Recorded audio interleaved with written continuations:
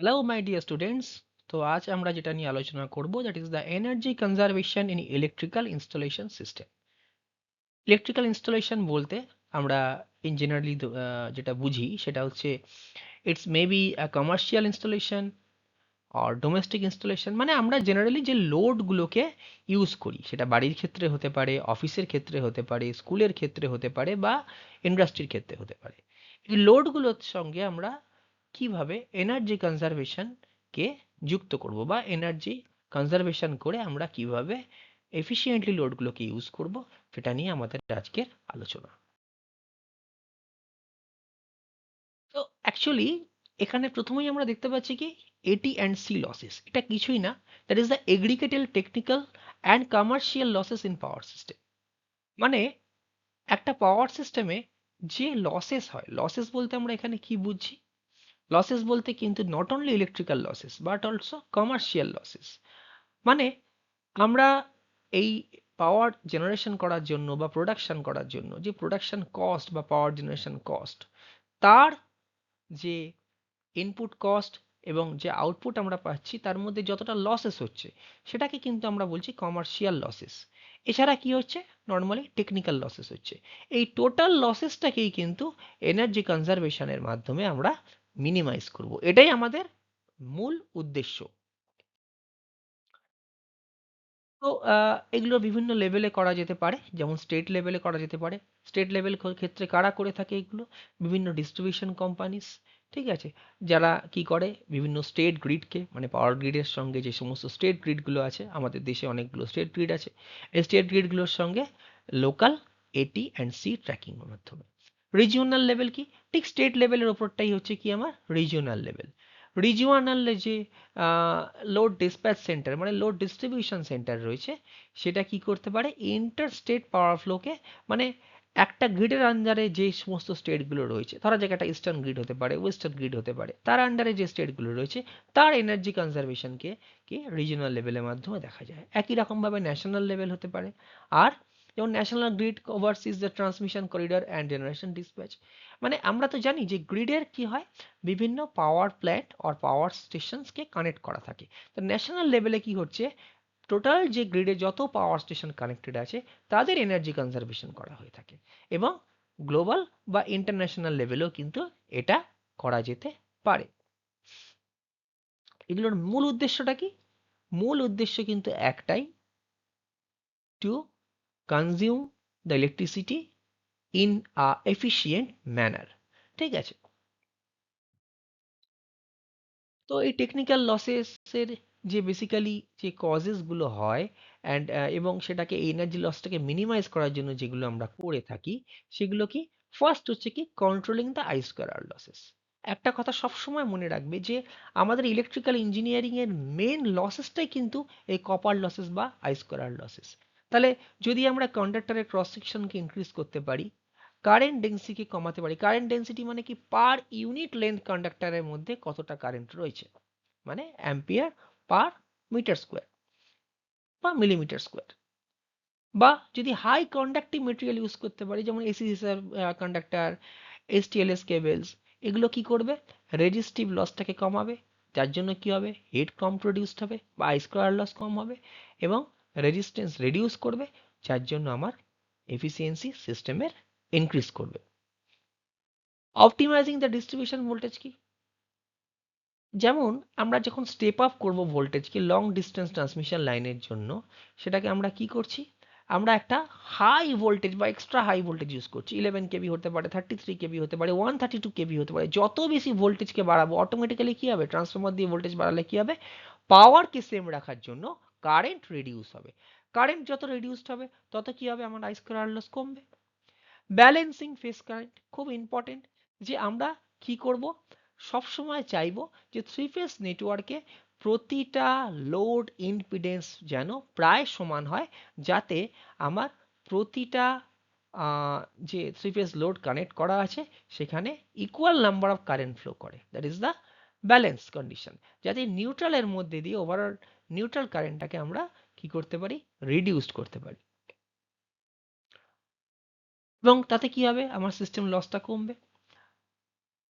এবার আসছে কি রিঅ্যাক্টিভ পাওয়ার কম্পেনসেশন, বা যেখানে যেটা লেখা আছে দেখো কম্পেনসেটিং রিঅ্যাক্টিভ পাওয়ার ফ্লো, এটা হচ্ছে সবচেয়ে ইম্পর্টেন্ট। মানে আমরা জানি যে আমরা যে লোড ইউজ করে থাকি তার ম্যাক্সিমামই কিরকম লোড, ইন্ডাকটিভ লোড। তাহলে ইন্ডাকটিভ লোড যত বেশি আমরা ইউজ করব তত পাওয়ার ফ্যাক্টর ল্যাগ করবে। তাহলে আমাদের উদ্দেশ্যটা কি, পাওয়ার ফ্যাক্টরকে ইউনিটির কাছাকাছি রাখা বা একের কাছাকাছি রাখা। তাহলে আমায় কি ইউজ করতে হবে, আমাকে ক্যাপাসিটিভ লোড ইউজ করতে হবে, যার জন্য আমরা কি ইউজ করতে পারি, স্ট্যাটিক কন্ডেন্সার ইউজ করতে পারি, বা স্ট্যাটিক ক্যাপাসিটর ব্যাংক ইউজ করতে পারি, বা over excited synchronous motor, that is the synchronous generator use করতে পারি। ঠিক আছে, সরি সিঙ্ক্রোনাস মোটর ইউজ করতে পারি, যেটাকে আমরা বলছি কি ওভার এক্সাইটেড সিঙ্ক্রোনাস মোটর বা সিঙ্ক্রোনাস কন্ডেন্সার। এটা লোড সেন্টারে ইউজ করতে পারি। লোড সেন্টারে ইউজ করলে কি হবে, আমার পাওয়ার ফ্যাক্টর কারেকশন হবে। এছাড়া load shifting, energy audit, smart metering, এগুলো করে আমরা কিন্তু ডিম্যান্ড সাইড মানে কি, ডিম্যান্ড সাইড মানে কি আমার কনজিউমার সাইড, এই কনজিউমার সাইডেও কিন্তু আমি কি করতে পারি, পিক ডিম্যান্ডকে রিডিউস করতে পারি। আমরা জানি ইন জেনারেলি পিক ডিম্যান্ডের ক্ষেত্রে জেনারেলি আমরা ইউজ করে থাকি কি থার্মাল প্ল্যান্টে, পাওয়ার প্ল্যান্টের জায়গায় hydro electric power plant, thermal power plant generally base লোডে ইউজ করা হয়। কিন্তু অ্যাকচুয়ালি হাইড্রোল পাওয়ার প্ল্যান্ট তোমরা যত বেশি ইউজ করতে চাইবে, অ্যাকচুয়ালি হাইড্রোল পাওয়ার প্ল্যান্ট তো আমি ইউজ করতে পারবো না, কারণ হাইড্রোল পাওয়ার প্ল্যান্ট স্পেশাল টপোগ্রাফির ওপর দাঁড়িয়ে আছে, এবং সে special topography that is the heads যদি না থাকে তাহলে হাইড্রোল পাওয়ার প্ল্যান্ট কিন্তু আমরা তৈরি করতে পারবো না, ইনস্টল করতে পারবো না। তাই জন্য কি করতে হবে, আমার পিক ডিমান্ডকে রিডিউস করতে হবে। যদি আমার লোড সবসময় বেস লোডে থাকে তাহলে তো আমার হাইড্রোল পাওয়ার প্ল্যান্ট ছাড়াও আমি কিন্তু পাওয়ার সাপ্লাই দিতে পারবো। তাহলে আমার মেন টার্গেট কি হতে হবে, যে to reduce the peak demand and flatten the load curve. Load curve যত ফ্ল্যাট হবে, লোড কার্ভে যত বেশি আমি দেখবো যে লোড কার্ভ যত স্ট্রেট হবে, তত কি হবে, আমার বেস লোড বেশি হবে। বেস লোড বেশি হলে কিন্তু আমার এই কম্বাইন্ড অপারেশন পাওয়ার প্ল্যান্টে লাগবে না। তখন আমরা যে কোনো পাওয়ার স্টেশন বা যেগুলোর এফিসিয়েন্সি অনেকটা কম, যেমন থার্মাল পাওয়ার স্টেশন, যেমন কিছু নন কনভেনশনাল পাওয়ার স্টেশন, যার মাধ্যমে কিন্তু আমরা পাওয়ার সাপ্লাই দিতে পারবো। কিরকম ভাবে আমরা কমার্শিয়াল লসকে কিভাবে রিডিউস করব, ফার্স্ট হচ্ছে কি error in meter reading, train meter reduce regularly, use handle data loggers, implement spot billing system, periodic audit and meter reading, deploy AMR or automatic meter reading। Error করতে হবে meter reading এর মধ্যে, এররটাকে কমাতে হবে। এছাড়া replace করতে হবে old মিটারকে। Tamper proof smart meter use করতে হবে, যেখানে আমার সব থেকে ইম্পর্টেন্ট কি ট্যাম্পার প্রুফ যদি আমরা স্মার্ট মিটার ইউজ করি, যেখানে আমার যেটাকে আমরা বলি যে বিদ্যুতের অপচয়, বিদ্যুতের চুরি, সেটাকে কমানো যাবে। রেগুলার মিটার ক্যালিব্রেশন করতে হবে, টেস্টিং করতে হবে, ক্যালিব্রেটেড করে আমরা দেখতে হবে তার রেটিং ঠিক আছে কিনা।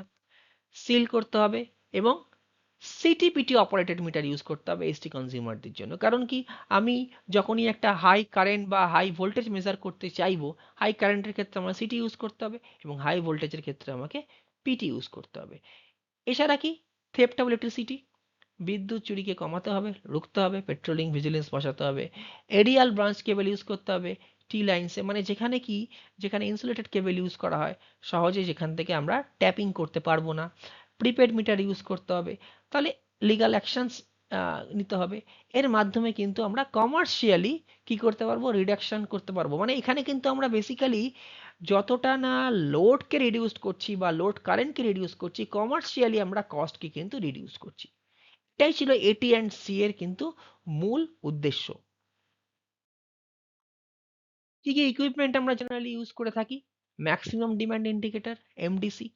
এ কি করবে, ম্যাক্সিমাম ডিমান্ডকে ইন্ডিকেট করবে, এবং তার বেশি ডিমান্ড যখনই আমরা ইউজ করব বা ডিমান্ড আমাদের হবে, পাওয়ার ইউজ করব, তত আমাকে কি করতে হবে, পেনাল্টি দিতে হবে।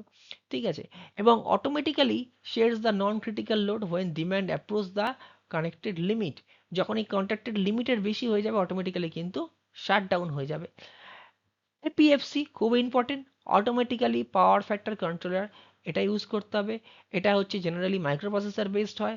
ঠিক আছে, এই অ্যাডভান্স কন্ট্রোলার যেটা কি করবে, আমার পাওয়ার ফ্যাক্টরকে কারেকশন করবে, এবং ভেরিং লোড কন্ডিশনে, লোড যখন বাড়বে কমবে, ইন জেনারেলি আমরা জানি লোড ভ্যারিং কন্ডিশন মানে কিন্তু ইন জেনারেলি যেটা হয় ইন্ডাকটিভ লোড বাড়ে কমে। তাহলে পাওয়ার ফ্যাক্টর কি হবে, ল্যাগিং পাওয়ার ফ্যাক্টরের জন্য কিন্তু পাওয়ার কনজাম্পশন আমার বাড়বে, যার জন্য কিন্তু আমরা ইউজ করব অটোমেটিক পাওয়ার ফ্যাক্টর কন্ট্রোলার, যেটা পাওয়ার ফ্যাক্টরকে কন্ট্রোল করে আমায় কি করবে, পাওয়ার সিস্টেমের এফিসিয়েন্সিকে ইনক্রিজ করবে।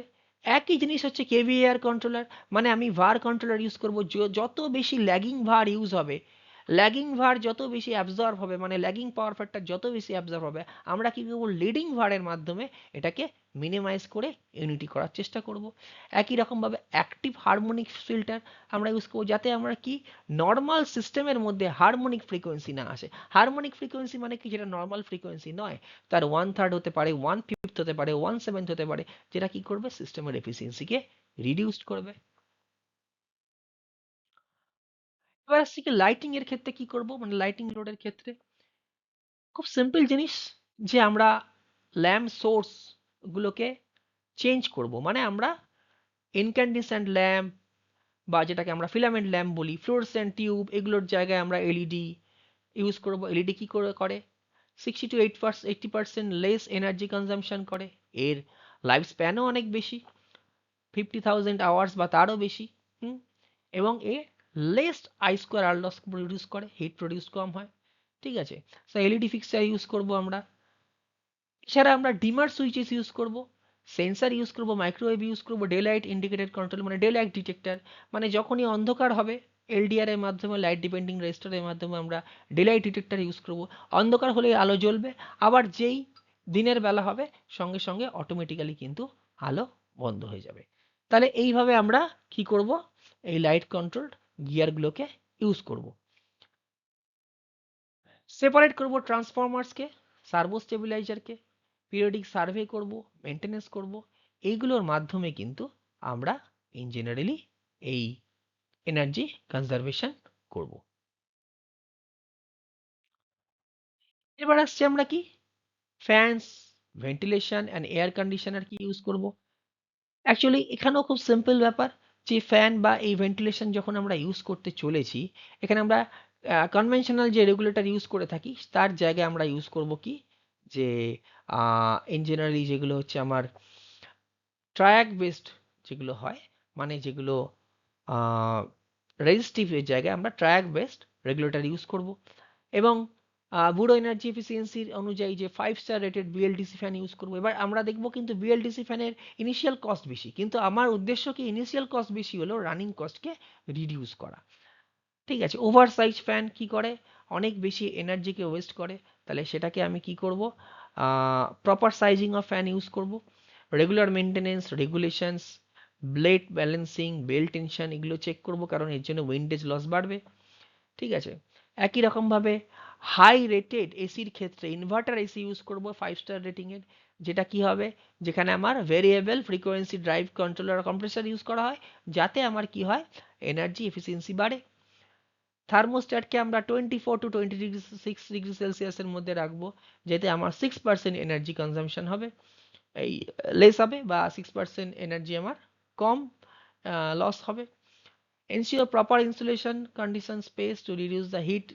আমরা জানি কি ইনসুলেশন কি করে, ভোল্টেজের ওপর ডিপেন্ড করে ইনসুলেশন হয়, মানে পোটেনশিয়াল গ্রেডিয়েন্টের ওপর ডিপেন্ড করে হয়। তাহলে প্রপার ইনসুলেশন যদি রাখতে পারি আমরা, ইনসুলেশন যদি বেটার হয়, তাহলে আমার হিট লসটা কম হবে, হাই স্কোয়ার লসটা, মানে অ্যাকচুয়ালি ডিউ টু ভোল্টেজ যে পোটেনশিয়াল গ্রেডিয়েন্ট ব্রেকডাউন হয় সেটা রিডিউসড হবে। Use economiser and heat recovery ventilator in large installation. Economiser আমরা জানি, ইকোনমাইজার কি করে, হিটকে এভাপোরেট করে বা হিটকে অ্যাবজর্ব করে, এভাপোরেট করে কোথায়, যেমন থার্মাল পাওয়ার স্টেশনের ক্ষেত্রে আমরা জানি জলের টেম্পারেচারকে বাড়িয়ে দেয়, মানে যে ফিড ওয়াটার হিটার থ্রু যে কনডেন্সড হওয়ার পর জলটা বয়লারের মধ্যে আসছে বা বয়লার ফার্নেসে, সরি বয়লার ড্রামে আসছে, সেই জলটাকে কি করে, ফ্লু গ্যাসের হিট দিয়ে সেটাকে একটু বেশি পরিমাণে হিটেড করে দেয়, যাতে আমার বয়লারের এফিসিয়েন্সি বাড়ে, বয়লারে অনেক কম পরিমাণে কোল ইউজ হয়। ঠিক আছে, তো এইগুলোর মাধ্যমে আমরা কিন্তু এনার্জি সেভ করতে পারি। একই রকমভাবে ফার্নেস, ওভেন বা বয়লারের ক্ষেত্রেও একই ঘটনা ঘটে, যেটা আমরা একটু আগেই বললাম। ঠিক আছে, যে ফার্নেসের ক্ষেত্রেও আমরা ওয়েস্ট হিট রিকভারি ইউজ করতে পারি, মানে যে হিটটা আমার ইউজ হয়ে গেল সেই হিটটাকে আবার রিইউজ করা, রিসাইকেল করা, এবং যার মাধ্যমে কি হয়, আমি ম্যাক্সিমাম এফিসিয়েন্সি কি করতে পারি, পেতে পারি। যে একই রকমভাবে ওভেন্সের ক্ষেত্রেও কি, properly insulate the oven walls, যাতে হিটটা বাইরে না বেরিয়ে যেতে পারে। Doors and seals, programmable temperature controller use করতে হয়। প্রপার ওভেন সাইজ, সাইজের ওপর ডিপেন্ড করে যে কতটা হিট সেটা রেডিয়েটেড হবে, ঠিক আছে। এবং রিকভার দ্য এক্সস্ট হিট, মানে ওভেন থেকে যে হিটটা এক্সস্ট হয়ে বেরিয়ে যাচ্ছে সেই হিটটাকে রিকভার করা, ঠিক যেরকম থার্মাল পাওয়ার স্টেশনে আমরা ফ্লু গ্যাস থেকে হিটটাকে রিকভার করি সুপার হিটার, ইকোনোমাইজার বা এয়ার প্রিহিটারের মাধ্যমে, একই রকমভাবে আমরা এটাকে রিকভার করে আবার এটাকে আমরা প্রি হিট করতে পারি, মানে আবার এটার মাধ্যমে আমরা হিট করতে পারি যাতে আমার হিটটা ওয়েস্টেজ না হয়। এছাড়া ইনফ্রারেড হিটিং ইউজ করতে পারি আমরা। বয়লারের ক্ষেত্রে একই রকম কনডেন্সার অ্যান্ড ফ্ল্যাশ স্টিমসকে আমরা ইউজ করব। এছাড়া হচ্ছে ইকোনোমাইজার, যেটা একটু আগে আমরা বললাম, ইকোনোমাইজার দিয়ে আমরা ওয়াটারকে আগে প্রিহিট করে দেবো। প্রিহিট করলে কি সুবিধা হবে, আমার বয়লারে কোলের পরিমাণ কম লাগবে, কোল কম্বাসন কম হবে, যার ক্ষেত্রে এবং এবং যার জন্য আমার টোটাল থার্মাল এফিসিয়েন্সি বাড়বে, এবং থার্মাল এফিসিয়েন্সি বাড়ার সঙ্গে সঙ্গে total efficiency of the system will be increased. তাহলে এটাই হচ্ছে আমাদের এই আলোচনার সামারি, যেটা আমরা এ অ্যান্ড টিসি লসেসগুলোকে কিভাবে আমরা মিনিমাইজ করব এবং তার মাধ্যমে কিভাবে আমরা এফিশিয়েন্টলি এনার্জিকে ইউজ করতে পারবো। That's all.